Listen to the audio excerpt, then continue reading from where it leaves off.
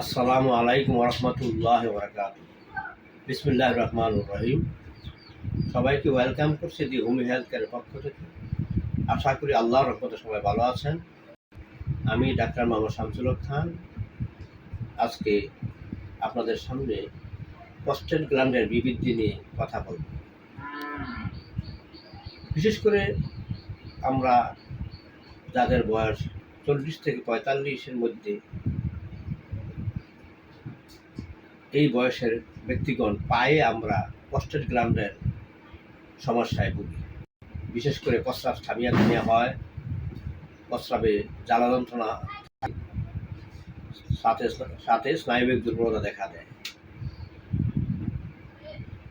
এবং প্রস্রাব এবং প্রস্টেট গ্ল্যান্ড বৃদ্ধির জন্য আমরা বহু চিকিৎসা করার পরেও যখন আমরা বড় বড় বিজ্ঞ চিকিৎসকরা প্রস্টেট গ্ল্যান্ড অপারেশনের কথা বলেন, তখন অনেক ভাই বোনের অপারেশনের কথা শুনে ভয়ে অপারেশনে না যেয়ে এই অব্যক্ত যন্ত্রণায়